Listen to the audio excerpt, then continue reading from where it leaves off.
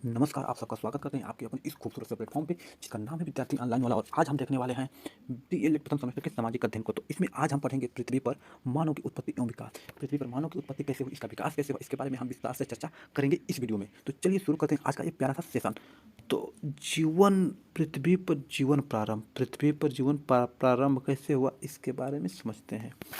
वैज्ञानिकों का अनुमान है कि आज से लगभग 450 करोड़ वर्ष पूर्व, आज से लगभग 450 करोड़ वर्ष पूर्व पृथ्वी, मंगल, शुक्र आदि ग्रह नहीं थे। सूर्य और अन्य सभी ग्रह तरल गैसों का पिंड था। क्या था? तरल गैसों का पिंड था। यह तीव्र गति से अंतरिक्ष में घूम रहा था और इसे ही सूर्य नाम दिया गया था। जो पिंड अंतरिक्ष में तेज गति से घूम रहा था, इसे ही सूर्य नाम दिया गया। एक प्राकृतिक घटना के फलस्वरूप सूर्य रूपी पिंड, एक प्राकृतिक घटना के फलस्वरूप सूर्य रूपी पिंड किसी शक्तिशाली नक्षत्र से टकरा गया और टकराने से हजारों टुकड़ों में वो पिंड बट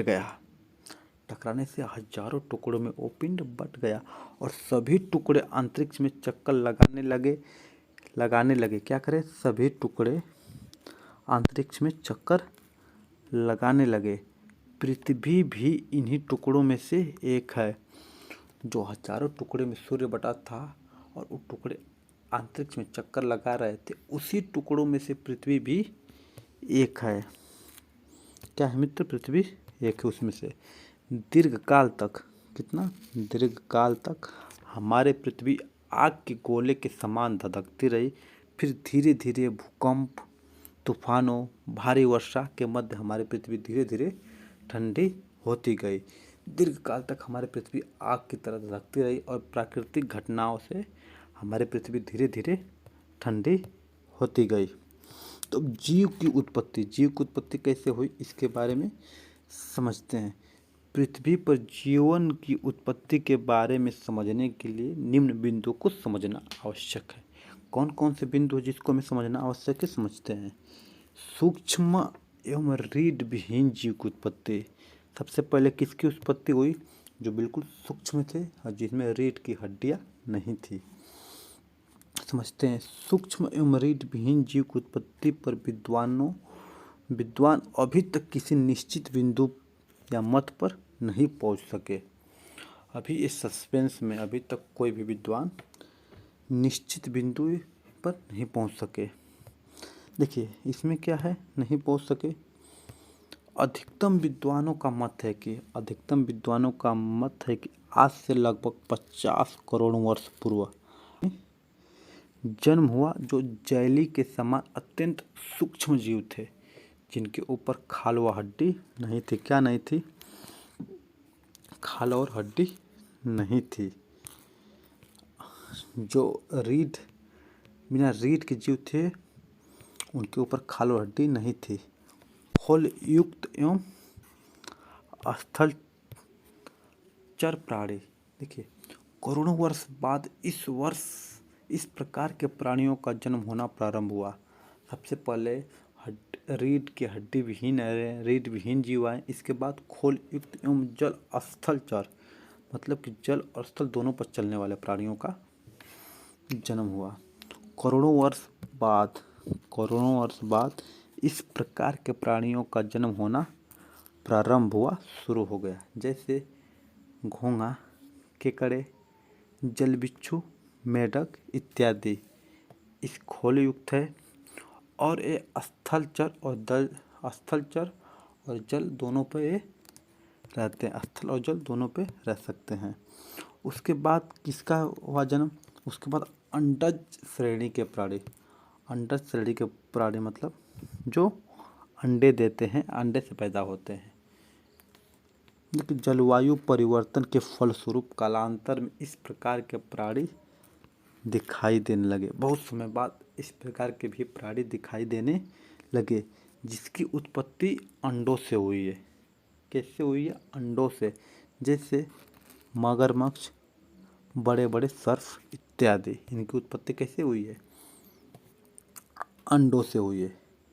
इस काल में डायनासोर की भांति इतने बड़े जीव जंतु उत्पन्न हुए जिसकी लंबाई 30 फीट तक थी। इसी काल में डायनासोर जैसे इतने बड़े जीव जंतु को उत्पन्न हुए जिसकी लंबाई 30 फीट थी। 30 फीट थी, इसको लिख लीजिएगा, 30 फीट थी। अब इसके बाद आते हैं नभचर और स्तन पाए प्राणियों की उत्पत्ति। नभ माने आकाश, चर माने चलने वाले, जो आकाश में चलने वाले हैं वो, और जो जिसके पास स्तन है, ऐसे प्राणियों की उत्पत्ति हुई कई करोड़ों वर्ष के बाद आगरा में उड़ने वाली तथा स्तनपायी प्राणियों की उत्पत्ति हुई। कहाँ हुई? आगरा में हुई। उड़ने वाले तथा स्तनपायी प्राणियों की उत्पत्ति हुई। नभचर जैसे चिड़िया जो आसमान में उड़ते हैं। स्तनपायी जिसके पास स्तन होता है, जैसे नर बानर, बंदर, लंगूर एवं चिंपैंजी, इनका जन्म हुआ, इनके पास स्तन होता है। फिर इसके बाद मानव की उत्पत्ति कैसे हुई इसके बारे में देखते हैं। मानव की उत्पत्ति कैसे हुई? मानव के जन्म की कहानी बड़ी अद्भुत है। मानव की जन्म की कहानी बड़ी ही अद्भुत और रहस्यमय भी थी। मानव बंदर या लंगूर का वंशज था या नहीं, यह एक विवाद का विषय है। कुछ लोग कहते हैं लंगूर का था, कुछ लोग कहते हैं बंदर का था। है या नहीं, ये सब एक विवाद का विषय है। और इतना अवश्य है, क्या है? इतना अवश्य है कि वह बंदरों से काफ़ी मिलता जुलता था। बंदरों से काफ़ी मिलता जुलता था। आधुनिक विद्वानों का मत है कि प्राइमेट, इसको याद कर ले, कौन सा? प्राइमेट मतलब नर वानर। नर वानर से ही आज से लगभग 5 लाख वर्ष पूर्व ऐसे प्राणी का जन्म हुआ जो मानव के समान धीरे धीरे एवं प्राणी वृक्षों से उतरकर पैरों पर खड़ा होकर धरती पर चलना सीख गए। क्या कर? धरती पर चलना सीख गए। समय के साथ अपना प्रयोग भी करने लगे और बुद्धि का विकास हुआ। समय के साथ अपना प्रयोग भी करने लगे। जब प्रयोग करने लगे तो इनकी बुद्धि का विकास हुआ। अब देखते हैं मानव का विकास। मानव का विकास कैसे हुआ इसके बारे में समझते हैं। प्रागैतिहासिक काल के स्थानों की खुदाई से प्राप्त सामग्री एवं जीवों के अवशेषों में जीवाश्म को पुरातत्व सामग्री कहा जाता है। ऐसी सामग्री जो खुदाई करने से जो हमें प्राप्त होती है, जीवों के अवशेष हुए, उसके साक्ष्य हुए या उनके द्वारा प्रयोग की जाने वाली वस्तु हुए, इसको हम पुरातत्व सामग्री कहते हैं। पुरातत्व सामग्री जैसे अब देख लेते हैं, जैसे कौन कौन से पुरातत्व सामग्री में आते हैं। जैसे पत्थर के औजार, मिट्टी के बर्तन, प्राचीनतम मानव, वो पशुओं के अस्थि पंजर, जो प्राचीनतम मानव, इनकी हड्डियाँ, पशुओं की हड्डियाँ, जो बड़े बड़े भवन थे उनके खंडहर जो ढह गए, उन्हें खंडहर में से उनके द्वारा प्रयोग की जाने वाली चीज़ें, मुद्राएं, उस समय की मुद्राएं की जाती, इन सारी चीज़ों जो खुदाई से हमें मिलती, इन्हें हम पुरातत्व सामग्री कहते हैं। पुरातत्वविद इस सामग्री को बड़ी सावधानी से सुरक्षित रखते हैं। इतिहासकार एवं सामग्री से मानव की उत्पत्ति की जानकारी प्राप्त करते हैं। जो इतिहासकार होते हैं, इनकी जो सामग्री होती है, इनके आधार पर मानव के विकास की जानकारी प्राप्त करते हैं। कौन करते हैं? पुरातत्वविद कौन होते हैं? जो ऐसी सामग्री को इकट्ठा करके रखते हैं, उसे पुरातत्वविद कहा जाता है। जो सामग्री होती है उसे पुरातत्व सामग्री कहा जाता है। और इतिहासकार जो होते हैं, इन सामग्रियों के अध्ययन से मानव के विकास का अनुमान लगाते हैं तथा इसकी जानकारी से वो इतिहास बनाते हैं। इतिहासकार, अब सुनिए, इतिहासकार इससे लाखों वर्ष पहले विकास की कहानी खोज निकाला। इतिहासकार इससे लाखों वर्ष पहले विकास की कहानी खोज निकालता है। कैसी कहानी है समझते हैं। उससे कैसी कैसी जानकारी में जो सामग्री मिलती है, इसके सहारे उस काल के सामाजिक, धार्मिक, आर्थिक, सांस्कृतिक जीवन को जानने का प्रयास करते हैं तथा एक निश्चित निष्कर्ष पर पहुंच जाते हैं।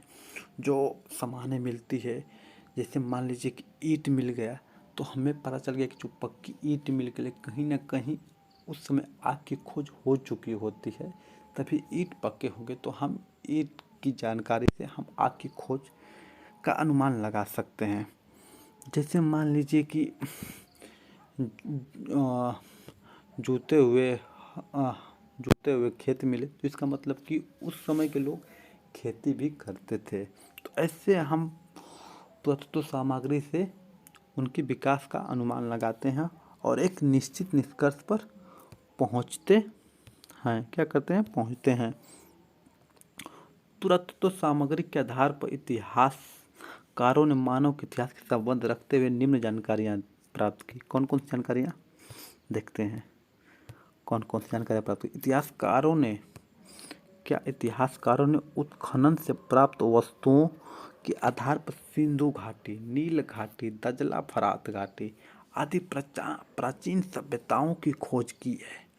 इतिहासकारों ने जो उत्खनन से, जो खनन से सामग्री मिले, इसके आधार पर सिंधु घाटी सभ्यता, सिंधु नदी के किनारे जो सभ्यता बसी थी उसकी जानकारी, नील नदी के सामने पास जो सभ्यता बसी थी उसकी जानकारी, दजला फरात आदि घाटी की प्राचीन सभ्यताओं की खोज की है।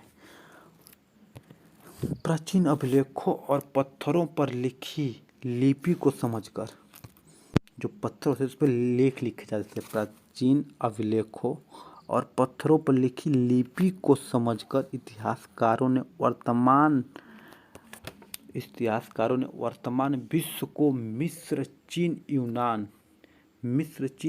रोम तथा ईरान की प्राचीन सभ्यताओं का ज्ञान दिया। जो पुरानी सभ्यताएं थी, उस समय के जो पत्थर पे लिखे लेख होते थे, उनको पढ़कर, समझकर उस समय की आर्थिक सामाजिक स्थिति के बारे में इतिहासकारों ने हमें बताया, उनके सभ्यताओं का ज्ञान दिया। तो आज का सेशन यहीं समाप्त होता है। मिलते हैं अगले सेशन में, अगले वीडियो में, जिसका नाम होगा पाषाण काल। पाषाण काल से संबंधित हम सारी चीज़ों को डिस्कस करेंगे जो परीक्षा की दृष्टि से महत्वपूर्ण होगी। तो आज का सेशन समाप्त करते हैं। मिलते हैं अगले वीडियो में। तब तक के लिए जय हिंद, नमस्कार।